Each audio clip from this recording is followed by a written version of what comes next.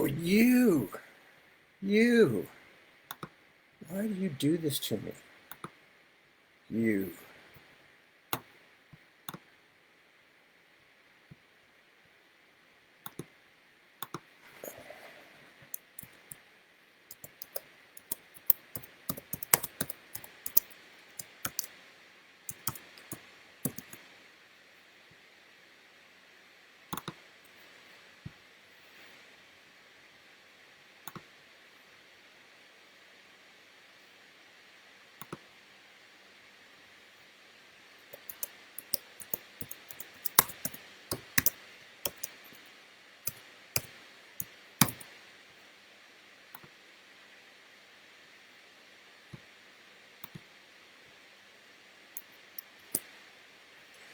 Okay, we seem to have worked our way through all of the weird little problems that Facebook throws at me. So good evening. Hello, it's me. I'm Tad. You are other people, and you're very welcome. And we are going to do some reading. But before we do that, I'm trying to think if there's anything super important I have to tell you about. No, as I mentioned, our good news, two pieces of good domestic news. One is that our daughter, who is the most at risk from COVID, got her first vaccination, which is very, very good news. None of the rest of us have, including like us really old people who are in terrible danger at all times from our sheer oldness. But what's more important, though, is that our daughter got the first one. So that's a good thing. The other good thing is that I finally got the fence fixed and the poor big dog can go outside again. And he was extremely happy with that after having had to go out only on leash for couple of weeks at least, maybe more. Anyway, it was tragic. He was miserable. He's a much happier dog now. So that's our domestic news. Other than that, just working on stuff. And if I can think of anything more to report about any of that, I will mention it later. But that's basically what's going on for now. We finished the Scissor Hour last night or early this morning, depending on how you're timing things. It's last night for me. But it was still technically today. So anyway, so I'm going to start something new. And so my plan, the only copy of it I have is in this gigantic anthology. And here's all these other wonderful writers, except I'm not going to be reading any of their books. I'm going to be reading one of my stories because that's the easiest thing to do. Unfortunately, it's a huge, heavy book.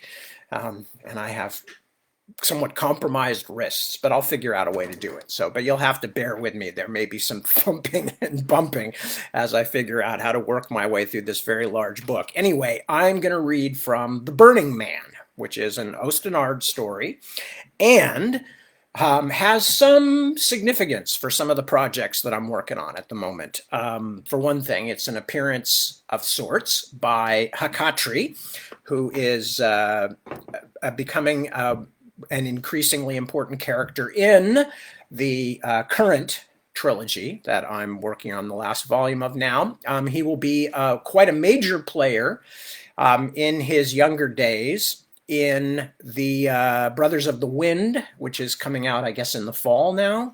But anyway, but that's basically finished and will be coming out fairly soon. I'm trying to just make my stupid thing here stop bouncing up and down.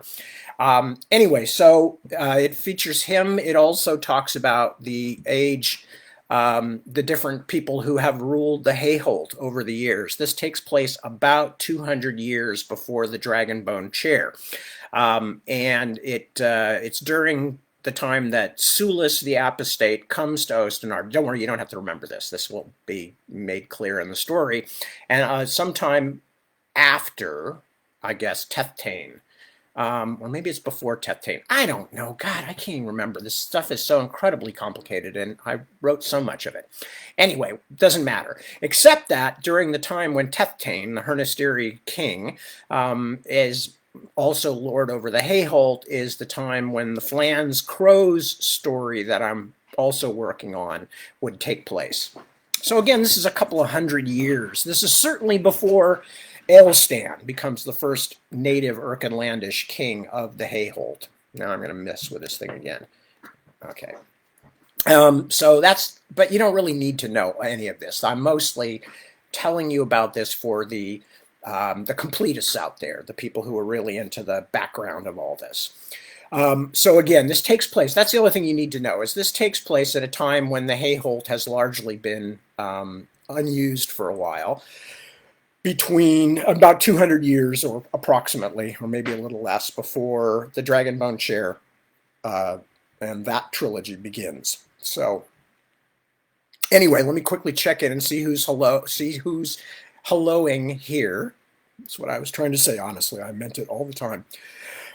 And I see Jared. Hello, Jared. And Emily, good evening to you. Kelly, good evening to you. Oh, thank you. I'm glad you enjoyed the story. Carl, good evening. Becca, yay, back to you. Good to see you. Nancy, hi, Nancy. And Regina, hello. Brenda, good evening. Barb Ann, good evening. Jim, hello, Jim. Good to see you. Thank you. I'm enjoying doing these. Timothy, a pleasure. Michael, hello, Michael. Good evening to you. Kenneth, hello, Kenneth. And Ron, hi, Ron. Well, TNC has been put aside for the past few days, and it has to do with trying to write a proposal for a Flans Crows novel, but that's another story for another time. So, but don't worry, TNC has not disappeared at all. Anyway, so who else we got? James, hello, James. Good to see you. Claudia, you too, a pleasure.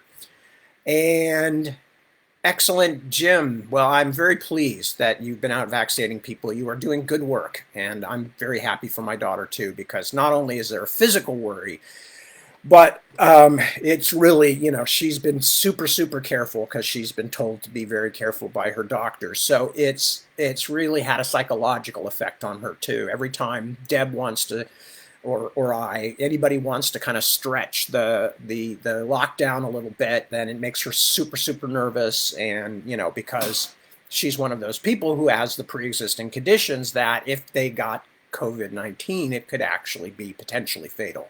So yeah, we're very happy about that. And good on you and everybody doing that good work out there to help make people be safer. So thank you, Jim, for that. And thank you for the kind words. And who else have we got here? Tash.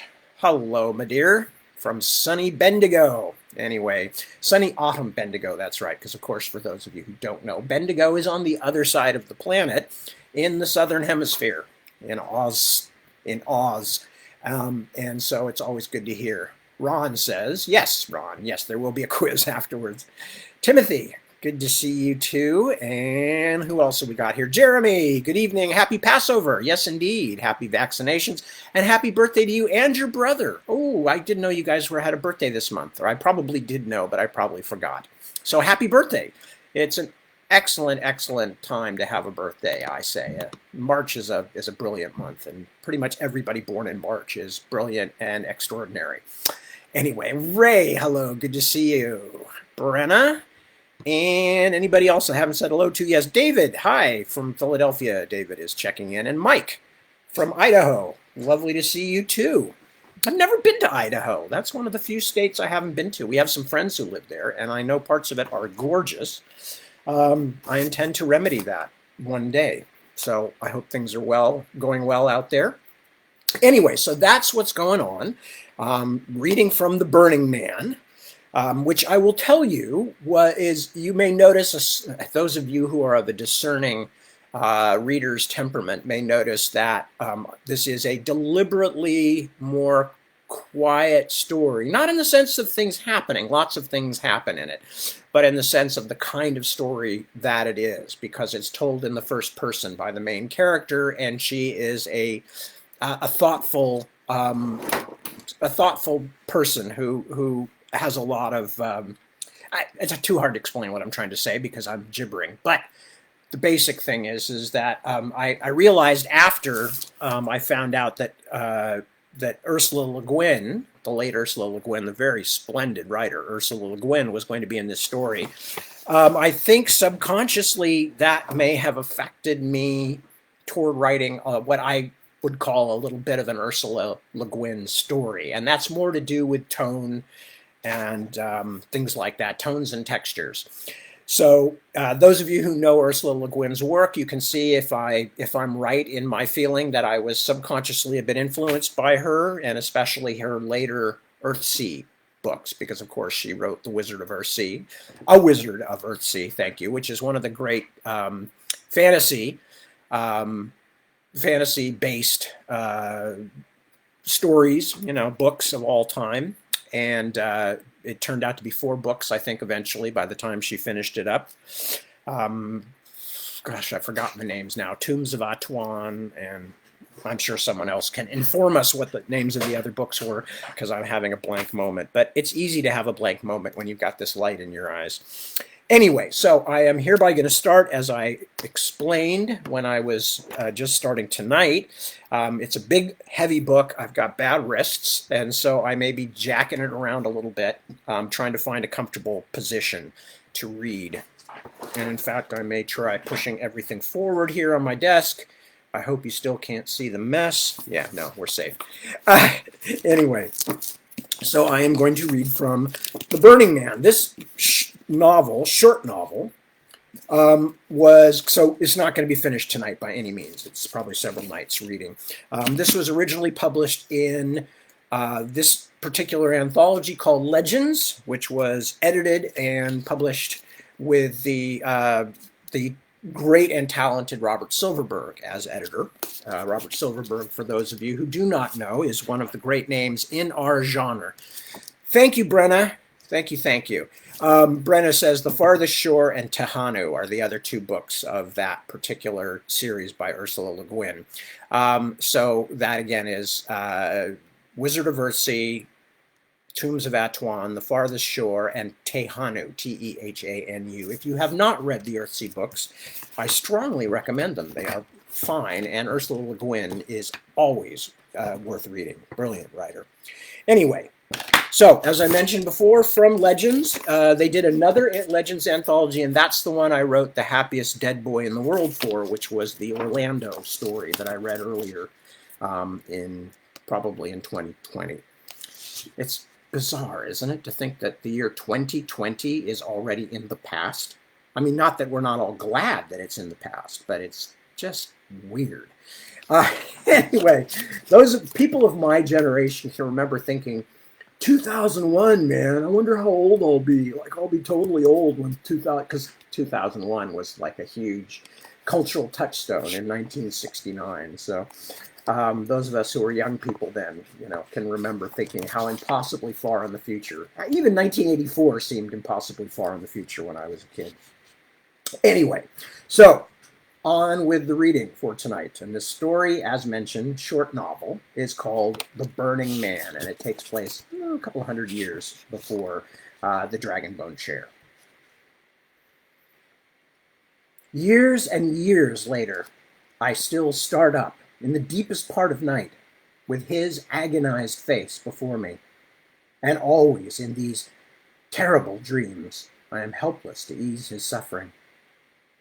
I will tell the tale then, in hope the last ghosts may be put to rest, if such a thing can even happen in this place, where there are more ghosts than living souls. But you will have to listen closely. This is a tale that the teller herself does not fully understand. I will tell you of Lord Sulis, my famous stepfather. I will tell you what the witch foretold to me. I will tell you of the love that I had and I lost. I will tell you of the night I saw the burning man. Talarin gifted me with small things, but they were not small to me. My lover brought me sweetmeats and laughed to see me eat them so greedily. Ah, little Breda, he told me, it is strange and wonderful that a mere soldier should have to smuggle honeyed figs to a king's daughter. And then he kissed me, put his rough face against me and kissed me, and that was a sweeter thing than any fig that God ever made. But Sulis was not truly a king, nor was I his true daughter. Talarin was not wrong about everything. The gladness I felt when I saw my soldier or heard him whistling below the window, was strange and wonderful indeed. My true father, the man from whose loins I sprang, died in the cold waters of the King's Lake when I was very small.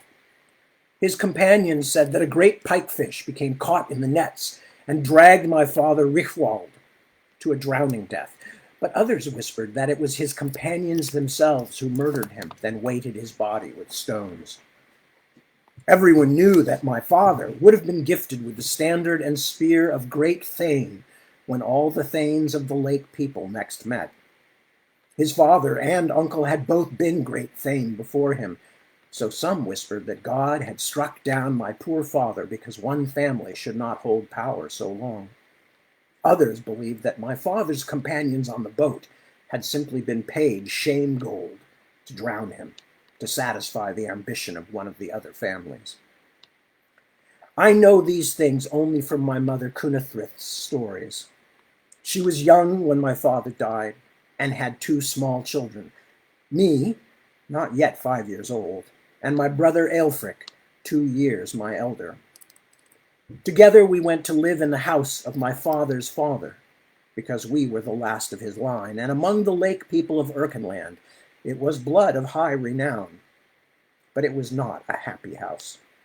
Godric, my grandfather, had himself been great Thane for twice 10 years before illness ended his rule, and he had had high hopes that my father would follow him.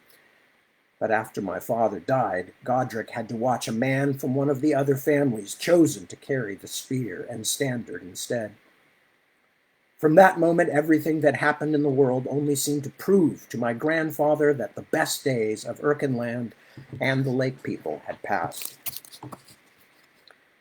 Godric died before I reached 7 years, but he made those years between my father's death and his own very unhappy ones for my mother, with many complaints and sharp rebukes at how she managed the household and how she raised Aelfric and me, his dead son's only children. My grandfather spent much time with Aelfric, trying to make him the kind of man who would bring the spear and standard back to our family. But my brother was small and timid. It must have been clear he would never rule more than his own household. This Godric blamed on my mother, saying she had taught the boy womanish ways. Grandfather was less interested in me. He was never cruel to me, only fierce and short-spoken, but he was such a frightening figure with bristling white beard, growling voice, and several missing fingers, that I could never do anything but shrink from him. If that was another reason he found little savor in life, then I am sorry for it now. In any case, my mother's widowhood was a sad, bitter time for her. From mistress of her own house and wife of the great Thane, she now became only one of 3 grown daughters in the house of a sour old man, for one of my father's sisters had also lost her husband, and the youngest had been kept at home unmarried to care for her father in his dotage. I believe that had even the humblest of fishermen courted my mother, she would have looked upon him kindly as long as he had a house of his own and no living relatives. But instead, a man who has made the entire age tremble came to call. "What is he like?" Talarin once asked me. "Tell me about your stepfather." "He is your lord and commander." I smiled. "What can I tell you that you do not know?" "Tell me what he says when he is in his house, at his table, what he does." Talarin looked at me then, his long face suddenly boyish and surprised. "Huh, it feels like sacrilege even to wonder." He is just a man," I told him, and rolled my eyes. Such silly things men feel about other men, that this one is so large and important, while they themselves are so small. "He eats," I said. "He sleeps. He breaks wind. When my mother was alive, she used to say that he took up more room in a bed than any 3 others might, because he thrashed so and talked in his sleep." I made my stepfather sound ordinary on purpose, because I did not like it when Talarin seemed as interested in him as he was in me. My No.102 soldier became serious then. How it must have grieved him when your mother died. He must have loved her very much. As if it had not grieved me. I resisted the temptation to roll my eyes again, and instead told him with all the certainty of youth, I do not think he loved her at all. My mother once said that when my stepfather and his household first appeared across the meadowlands, riding north toward the King's Lake, it was as though the heavenly host itself had descended to earth. Trumpets heralded their approach, drawing people from every town as though to witness a pilgrimage passing, or the procession of a saint's relic.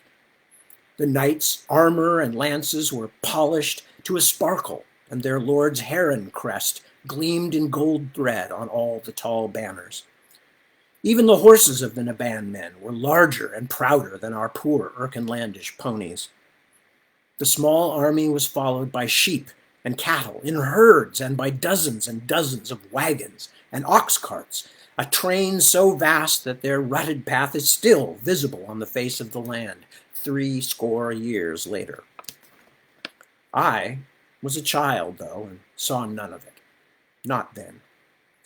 Within my grandfather's hall I heard only rumors, things whispered by my aunts and my mother over their sewing. The powerful lord who had come was a No.102 nobleman, they reported, called by many Sulis the Apostate.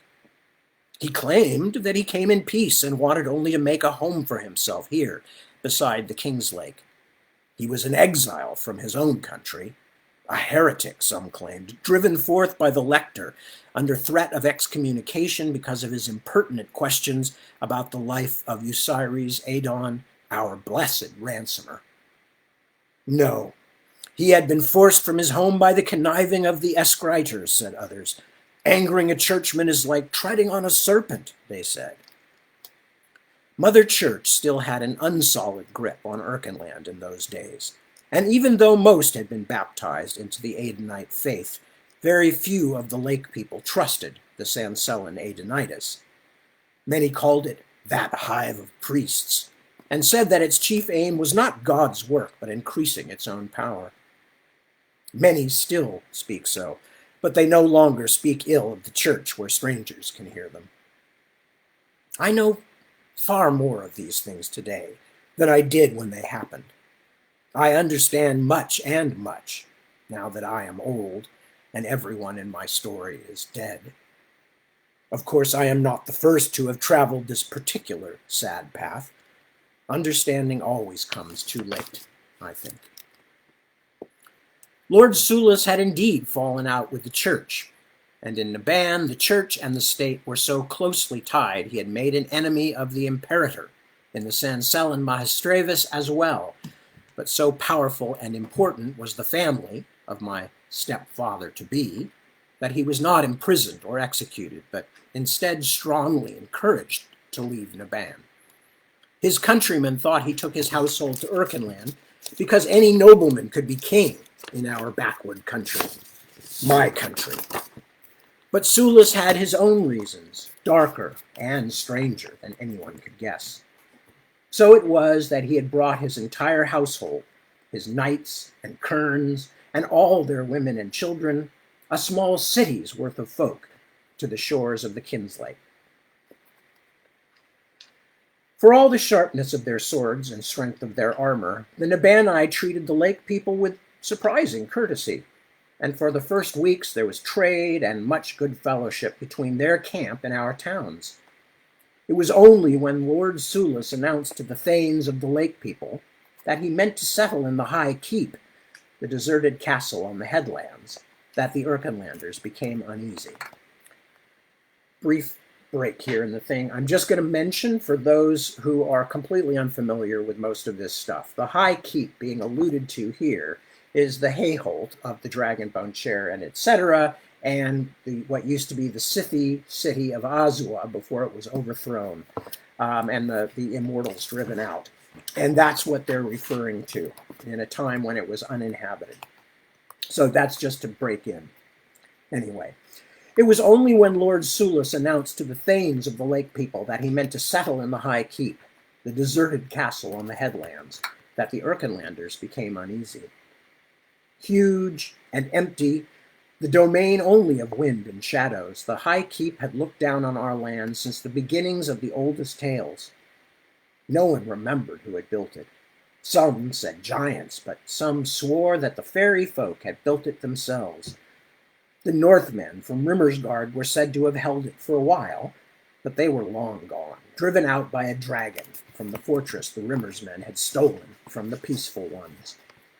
So many tales surrounded that castle. When I was small, one of my mother's bondwomen told me that it was now the haunt of frost witches and restless ghosts. Many a night I had thought of it standing deserted on the windy cliff top only a half-day's ride away and frightened myself so that I could not sleep. The idea of someone rebuilding the ruined fortress made the thanes uneasy, but not only for fear of waking its spirits. The High Keep held a powerful position, perhaps an impregnable one. Even in their crumbling condition, the walls would be almost impossible to storm if armed men held them. But our thanes were in a difficult spot. Though the men of the lake people might outnumber those of Sulis, the Heron knights were better armed, and the discipline of No.102 fighting men was well known. A half-legion of the Imperator's sea wolves had slaughtered 10 times that number of Thrithing's men in a battle just a few years before. And Oswald, the new great thane, was young and untested as a war leader. The lesser thanes asked my grandfather Godric to lend his wisdom, to speak to this No.102 lord and see what he could grasp of the man's true intention. So it was that Lord Sulis came to my grandfather's steading and saw my mother for the first time. When I was a little girl, I liked to believe that Sulis fell in love with my mother Cunithrith the moment he saw her, as she stood quietly behind her father-in-law's chair in Godric's great hall. She was beautiful, that I know. Before my father died, all the people of the household used to call her Rickwald's Swan because of her long neck and white shoulders. Her hair was a pale, pale gold, her eyes as green as the summer King's Lake. Any ordinary man would have loved her on sight, but ordinary must be the least likely of all the words that could be used to describe my stepfather. When I was a young woman, and falling in love myself for the first time, I knew for certain that Sulis could not have loved her. How could anyone who loved have been as cold and distant as he was, as heavily polite? Aching then at the mere thought of my Talaran, my secret beloved, I knew that a man who acted as my stepfather had acted toward my mother could not feel anything like love. Now, I am not so sure. So many things are different when I look at them now. In this extremity of age, I am farther away, as though I looked at my own life from a high hilltop, but in some ways it seems I see things much more closely. Sulis was a clever man, and could not have failed to notice how my grandfather Godric hated the new great thane. It was in everything my grandfather said. He could not speak of the weather without mentioning how the summers had been warmer and the winters shorter in the days when he himself had been great thane. And had his son been allowed to succeed him, he as much as declared every day would have been the first day of Maya month.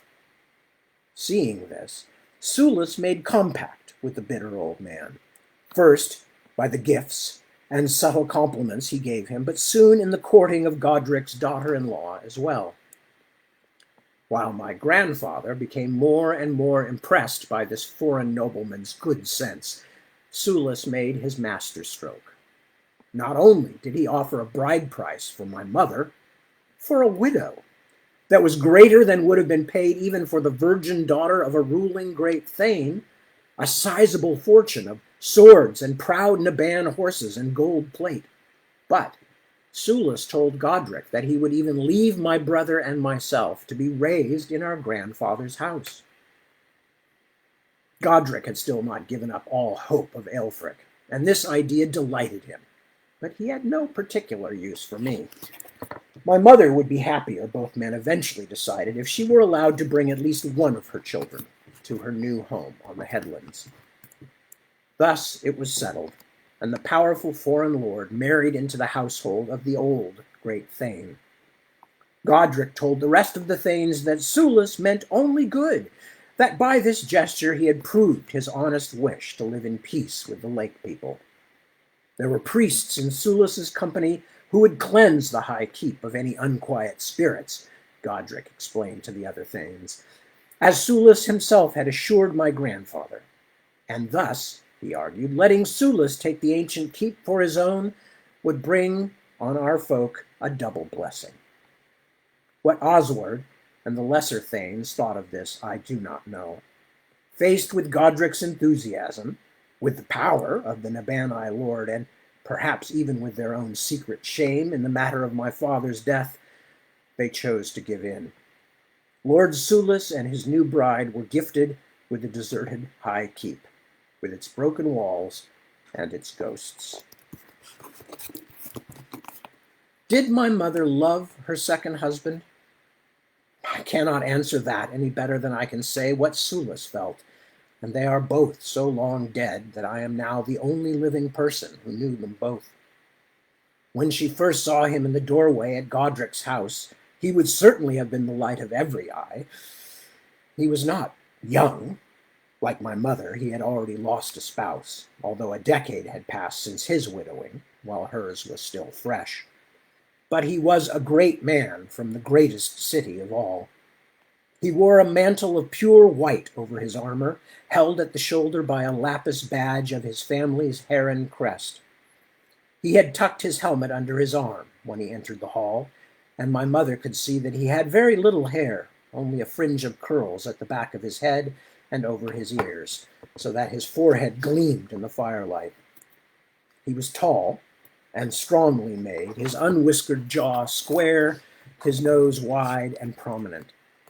His strong, heavy features had a deep and contemplative look, but also a trace of sadness. Almost, my mother once told me, the sort of face she thought God himself might show on the day of weighing out. He frightened her, and he excited her.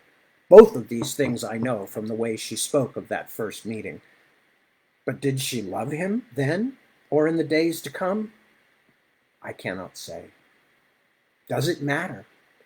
So many years later, it is hard to believe that it does. Her time in her father-in-law's house had been hard, though. Whatever her deepest feelings about him, I do not doubt that she was happy to wed Sulis.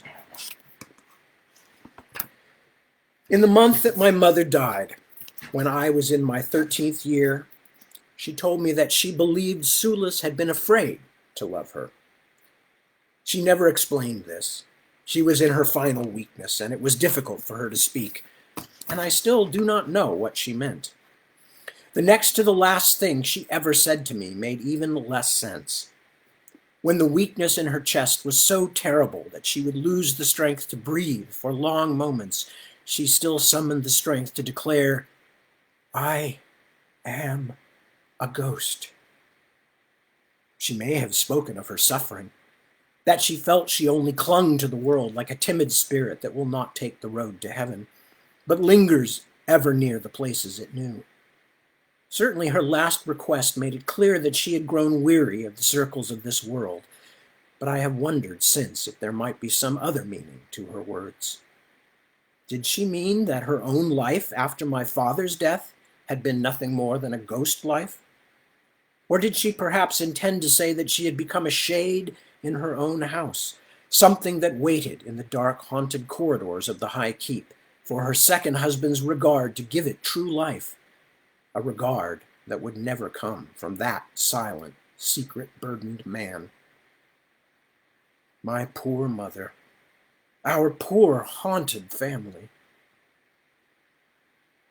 I remember little of the first year of my mother's marriage to Lord Sulis, but I cannot forget the day we took possession of our new home. Others had gone before us to make our arrival as easeful as possible. I know they had, because a great tent had already been erected on the green in the inner bailey, which was where we slept for the first months. But to the child I was, it seemed we were riding into a place where no mortals had ever gone. I expected witches or ogres around every corner. We came up the cliff road beside the King's Lake until we reached the curtain wall and began to circle the castle itself. Those who had gone before had hacked a crude road in the shadow of the wall, so we had a much easier passage than we would have had only days earlier. We rode in a tunnel cut between the wall and forest. Where the trees and brush had not been chopped away, the kingswood grew right to the castle's edge, striving with root and tendril to breach the great stones of the wall. At the castle's northern gate, we found nothing but a cleared place on the hillside, a desolation of tree stumps and burned blackened grass. The thriving town of Erkinchester, that today sprawls all around the castle's feet, had not even been imagined. Not all the forest growth had been cleared. Vines still clung to the pillars of the shattered gatehouse, rooted in the cracks of the odd, shiny stone, which was all that remained of the original gateway, hanging in great braids across the opening to make a tangled living arbor. "Do you see?" Lord Sula spread his strong arms as if he had designed and crafted the wilderness himself. "We will make our home in the greatest and oldest of all houses." As he led her across that threshold and into the ruins of the ancient castle, my mother made the sign of the tree upon her breast. I know many things now that I did not know on the first day we came to the High Keep. Of all the many tales about the place, some I now can say are false, but others I am now certain are true. For one thing, there is no question that the Northmen lived here. Over the years, I have found many of their coins, struck with the crude F rune of their king Fingil, and they also left the rotted remains of their wooden longhouses in the outer bailey, which my stepfather's workmen found during the course of other diggings. So I came to realize that if the story of the Northmen living here was a true one, it stood to reason that the legend of the dragon might also be true, as well as the terrible tale of how the Northmen slaughtered the castle's immortal inhabitants. But I did not need such workaday proofs as coins or ruins to show me that our home was full of unquiet ghosts. That I learned for myself beyond all dispute on the night I saw the burning man. Perhaps someone who had grown up in Naban or one of the other large cities of the south would not have been so astonished by their first sight of the High Keep. But I was a child of the lake people. Before that day, the largest building I had ever approached was the great hall of our town, where the thanes met every spring, a building that could easily have been hidden in any of several parts of the High Keep and then never discovered again. On that first day, it was clear to me that the mighty castle could only have been built by giants. The curtain wall was impressive enough to a small girl, 10 times my own height and made of huge rough stones that I could not imagine being hauled into place by anything smaller than the grandest of ogres. But the inner walls, in the places where they still stood, were not just vast, but also beautiful. They were shaped of shining white stone that had been polished like jewelry, the blocks of equal size to those of the outer wall, but with every join so seamless that from a distance each wall appeared to be a single thing, a curving piece of ivory or bone erupting from the hillside. Many of the keep's original buildings had been burned or torn down, some so that the men of Rimmersgard could pillage the stones to build their own tower, squat as a barrel, but very tall. In any other place, the Northmen's huge construction would have loomed over the whole landscape, and would certainly have been the focus of my amazement. But in any other place, there would not have been the Angel Tower. I did not know its name then. In fact, it had no name, since the shape at its very peak could scarcely be seen. But the moment I saw it, I knew there could be nothing else like it on earth. And for once, childish exaggeration was correct. Its entrance was blocked by piles of rubble the Northmen had never finished clearing, and much of the lower part of its facade had cracked and fallen away in some unimaginable cataclysm, so that its base was raw stone. But it still thrust into the sky like a great white fang, taller than any tree, taller than anything mortals have ever built. Excited, but also frightened, I asked my mother whether the tower might not fall down on us. She tried to reassure me, saying it had stood for a longer time than I could imagine, perhaps since before there had even been people living beside the King's Lake. But that only made me feel other, stranger things. The last words my mother ever spoke to me were, "Bring me a dragon's claw." I thought at first that in the final hours of her illness, she was wandering in her thoughts back to our early days at the castle. The story of the High Keep's dragon, the creature who had driven out the last of the Northmen, was so old it had lost much of its power to frighten, but it was still potent to a little girl. The men of my stepfather's company used to bring me bits of polished stone. I learned after a while they were shards of crumbled wall carvings from the oldest parts of the castle, and tell me, "See, here's a broken piece of the great red dragon's claw. He lives down in the caves below the castle, but sometimes at night he comes up to sniff around. He is sniffing for little girls to eat." The first few times I believed them. Then, as I grew older and less susceptible, I learned to scorn the very idea of the dragon. Now that I am an old woman, I am plagued by dreams of it again.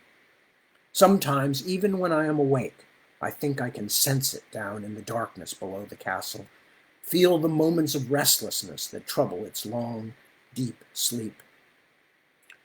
So on that night long ago, when my dying mother told me to bring her a dragon's claw, I thought she was remembering something from our first year in the castle. I was about to go look for one of the old stones, but her bondwoman, Ulka, what the Nabonai called her handmaiden or body servant, told me that was not what my mother wanted. A dragon's claw, she explained to me, was a charm to help those who suffered find the ease of a swift death. Ulka had tears in her eyes, and I think she was Adenite enough to be troubled by the idea, but she was a sensible young woman and did not waste time arguing the right or wrong of it. She told me that the only way I could get such a thing swiftly would be from a woman named Zanippa, who lived in the settlement that had sprung up just outside the High Keep's walls.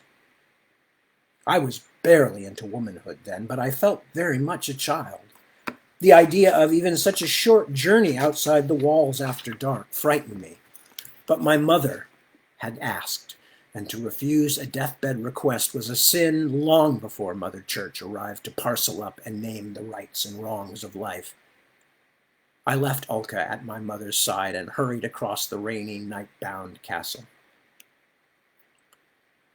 The woman Zanippa had once been a whore, but as she had become older and fatter, she had decided she needed another profession and had developed a name as an herb wife. Actually, I think I will say as a herb wife.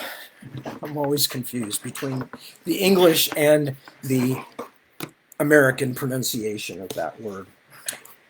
She had developed a name as a herb wife.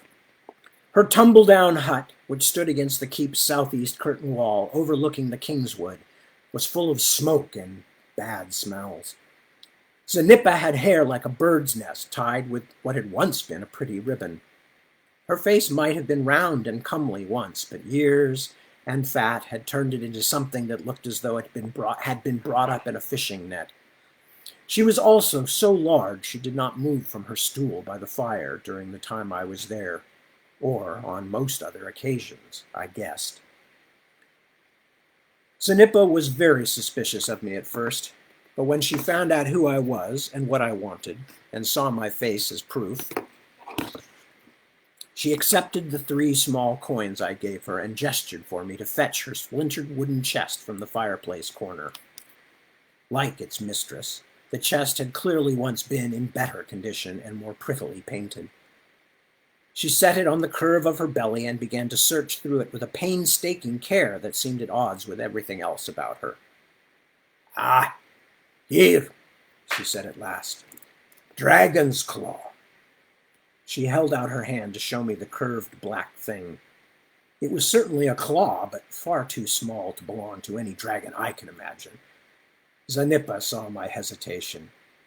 "It is an owl's toe, you silly girl. Dragon's claw is just a name." She pointed to a tiny ball of glass over the talon's tip. "Do not pull that off or break it. In fact, do not touch it at all. Do you have a purse?" I showed her the small bag that hung always on a cord around my neck. Zanipa frowned. "The cloth is very thin." She found some rags in one of the pockets of her shapeless robe and wrapped the claw, then dropped it into my purse and tucked it back in my bodice. As she did so, she squeezed my breast so hard that I murmured in pain, then patted my head. "Merciful Rehab," she growled. "Was I ever so young as this? In any case, be careful, my little sweetmeat. This is heartsbane on the tip of this claw from the marshes of the Rand. If you are careless, this is one prick that will make sure you die a virgin." She laughed. "You don't want that, do you?" I backed to the door. Zanipa grinned to see my fright. "And you had better give your stepfather a message from me. He will not find what he seeks among the womenfolk here, or among the herb wives of the lake people. Tell him he can believe me, because if I could solve his riddle, I would. And, oh, but I would make him pay dearly for it. No, he will have to find the witch of the forest and put his questions to her." She was laughing again as I got the door open at last and escaped. The rain was even stronger now, and I slipped and fell several times, but still ran all the way back to the inner bailey. When I reached my mother's bed, the priest had already come and gone, as had my stepfather, who Alka told me had never spoken a word. My mother had died only a short time after I left on my errand. I had failed her, had left her to suffer and die with no family beside her. The shame and sorrow burned so badly that I could not imagine the pain would ever go away. As the other women prepared her for burial, I could do nothing but weep. The dragon's claw dangled next to my heart, all but forgotten. I spent weeks wandering the castle, lost and miserable. I only remembered the message Zanipa had given me when my mother had been dead and buried almost a month. I found my stepfather on the wall overlooking the King's Lake and told him what Zanipa had said. He did not ask me how I came to be carrying messages for such a woman. He did not even signify he had heard me. His eyes were fixed on something in the far distance, on the boats of the fisher folk, perhaps, dim in the fog. The first years in the ruined High Keep were hard ones, and not just for my mother and me. Lord Sulis had to oversee the rebuilding, a vast and endlessly complicated task, as well as keep up the spirits of his own people through the first bleak winter. It is one thing for soldiers, in the initial flush of loyal indignity, to swear that they will follow their wronged commander anywhere. It is another thing entirely when that commander comes to a halt, when following becomes true exile. As the Nabanai troops came to understand that this cold backwater of Urkenland was to be their home forever, problems began. Drinking and fighting among the soldiers, and even more unhappy incidents between Sulis's men and the local people. My people, although it was hard for me to remember that sometimes.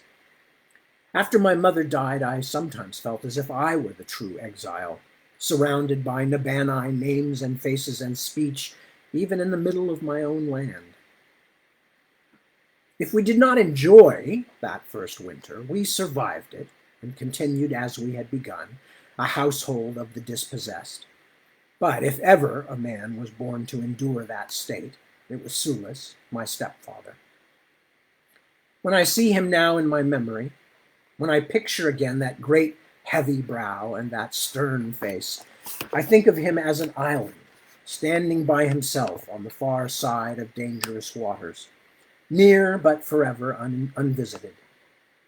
I was too young and too shy to try to shout across the gulf that separated us, but it scarcely mattered. Sulis did not seem like a man who regretted his own solitude. In the middle of a crowded room, his eyes were always on the walls instead of the people, as though he could see through stone to some better place. Even in his happiest and most festive moods, I seldom heard him laugh, and his swift, distracted smile suggested that the jokes he liked best could never truly be explained to anyone else. He was not a bad man, or even a difficult man, as my grandfather Godric had been. But when I saw the immense loyalty of his soldiers, it was sometimes hard for me to understand it. Talarin said that when he had joined Avali's company, the others had told him of how Lord Sulis had once carried 2 of his wounded bondsmen from the field, 1 trip for each, through a storm of Thrithing's arrows. If that is true, it is easy to understand why his men loved him, but there were few opportunities for such obvious sorts of bravery in the High Keep's echoing halls. While I was still young, Sulis would pat me on the head when we met, or ask me questions that were meant to show a paternal interest, but which often betrayed an uncertainty as to how old I was and what I liked to do. When I began to grow a womanish form, he became even more correct and formal, and would offer compliments on my clothes or my stitchery in the same studied way that he greeted the High Keep's tenants at Aidenmansa, when he called each man by his name, learned from the Seneschal's accounting books, as he filed past and wished each a good year. Sulis grew even more distant in the year after my mother died, as though losing her had finally untethered him from the daily tasks he had always performed in such a stiff, practiced way. He spent less and less time seeing to the matters of government, and instead sat reading for hours, sometimes all through the night, wrapped in heavy robes against the midnight chill, burning candles faster than the rest of the house put together. The books that had come with him from his family's great house in Naban were mostly tomes of religious instruction, but also some military and other histories. He occasionally allowed me to look at one, but although I was learning, I still read only slowly and could make little of the odd names and devices in the accounts of battle. Sulis had other books that he would never even let me glance at, plain-bound volumes that he kept locked in wooden boxes. The first time I ever saw one go back into its chest, I found the memory returning to me for days afterward. What sort of books were they, I wondered, that must be kept sealed away? One of the locked boxes contained his own writings, but I did not find that out for 2 more years, until the night of black fire was almost upon us. It was in the season after my mother's death, on a day when I found him reading in the gray light that streamed into the throne room, that Lord Sulis truly looked at me for the one and only time I remember. When I shyly asked what he was doing, he allowed me to examine the book in his lap, a beautiful illuminated history of the prophet Verus, with the heron of Hansa Sulis worked in gilt on the binding. I traced with my finger an illustration of Verus being martyred on the wheel. "Poor, poor man," I said. "How he must have suffered, and all because he stayed true to God. The Lord must have given him sweet welcome to heaven." The picture of Verus in his agony jumped a little. I had startled my stepfather into a flinch. I looked up to find him gazing at me intently, his brown eyes so wide with feelings I could not recognize that for a moment I was terrified that he would strike me. He lifted his huge, broad hand, but gently. He touched my hair, then curled the hand into a fist, never once shifting that burning stare from me. They have taken everything from me, Breda. His voice was tight clenched with a pain I could not begin to understand. But I will never bend my back. Never. I held my breath, uncertain and still a little frightened. A moment later, my stepfather recovered himself. He brought his fist to his mouth and pretended to cough. He was the least able dissembler I have ever known, and then bade me let him finish his reading while the light still held.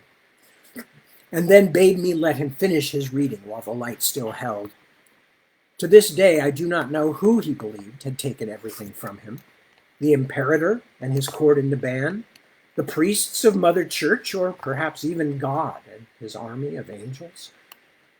What I do know was that he tried to tell me of what burned inside him, but could not find the words.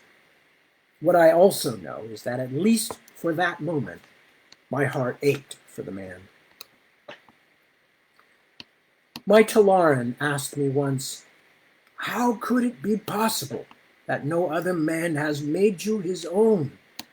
You are beautiful, and the daughter of a king."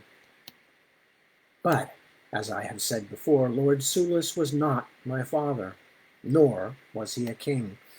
And the evidence of the mirror that had once been my mother's suggested that my soldier overspoke my comeliness as well. Where my mother had been fair and full of light, I was dark. Where she was long of neck and limb and ample of hip, I was made small like a young boy. I have never taken up much space on the earth, nor will I below it, for that matter. Wherever my grave is made, the digging will not shift much soil. But Talaran spoke with the words of love, and love is a kind of spell which banishes all sense. "How can you care for a rough man like me?" he asked me. "How can you love a man who can bring you no lands but the farm a soldier's pension can buy? Who can give your children no title of nobility?"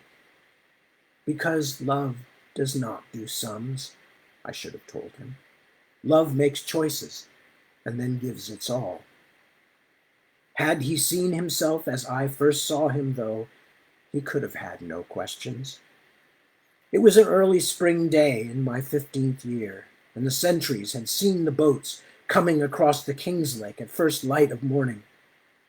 These were no ordinary fishing craft, but barges loaded with more than a dozen men and their war horses.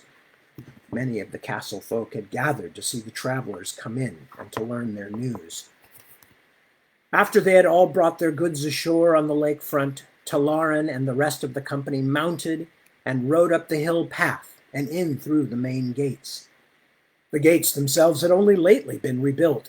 They were crude things of heavy, undressed timbers, but enough to serve in case of war. My stepfather had reason to be cautious, as the delegation that arrived that day was to prove.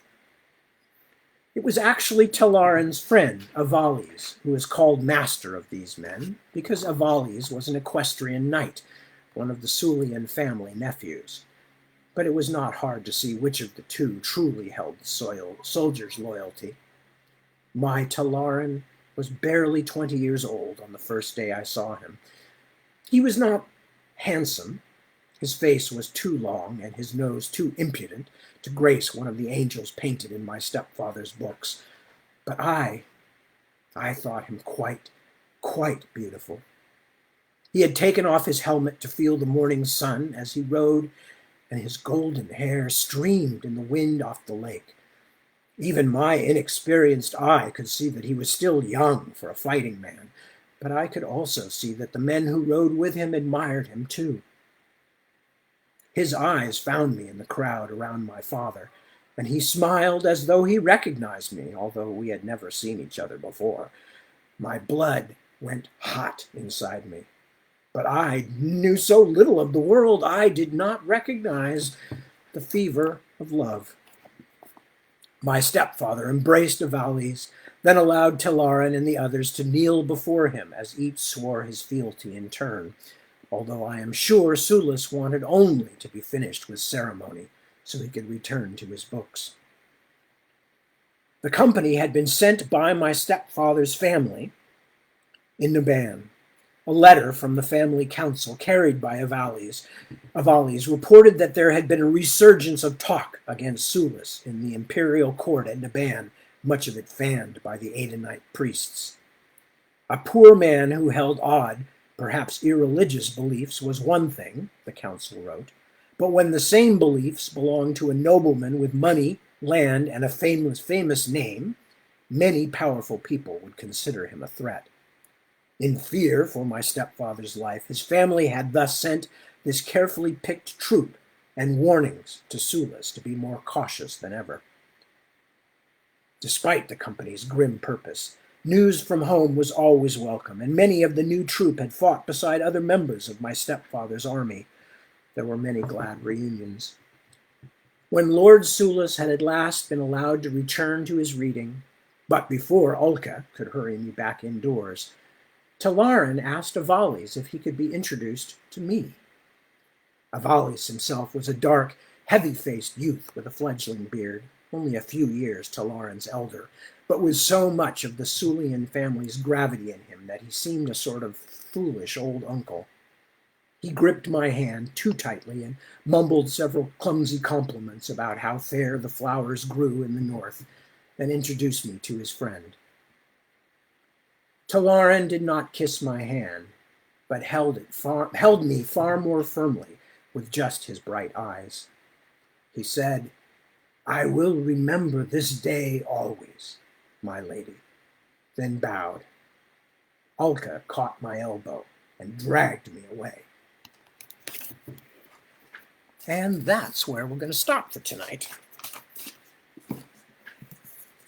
And we will continue with the next Sunday early morning production. And there will be more. I think this is God, I'm only guessing. How many pages? Let me at least give you some kind of idea of how long this one's going to take to read. Okay, so we started on 403. We read 18 pages. I'm just figuring this out here. Looks like maybe 2 more readings, I would say. So we will probably be finishing it this time a week from now. But we're going to read the next part next Sunday, early, the 2 a.m. my time, the 2 a.m. slot. Anyway, so yes, Ron, Sulis before Pt.1. Absolutely. Thank you. I figured that out partway through. I went, yeah, oh, of course, right. But this is all stuff. You have to, those of you out there going, how can you not know? Who was King Wenbla? Well, first of all, years and years of damage to the brain cells, years of it.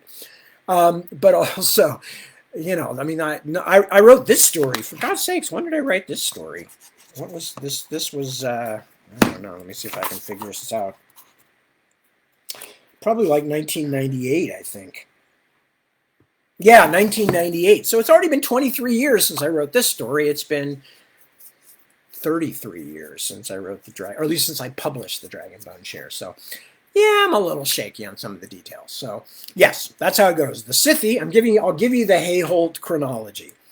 The Scythi, for whom it was called Azua for many years.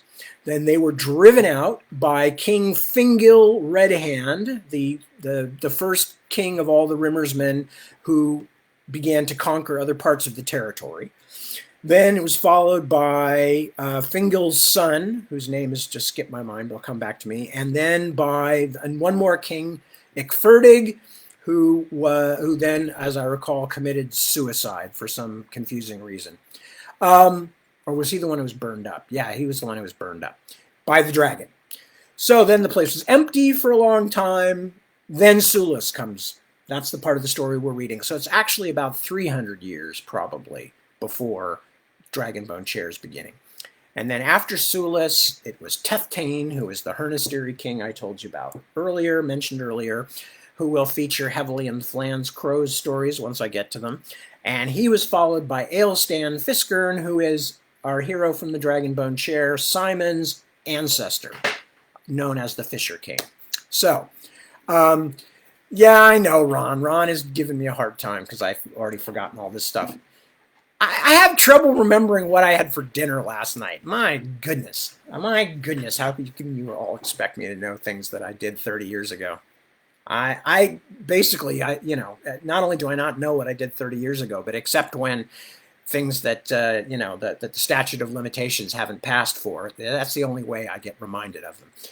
So anyway, with that, I'm going to say thank you again for joining me. Thank you for letting me read a slightly different kind of story, but it's still an Osternaard story.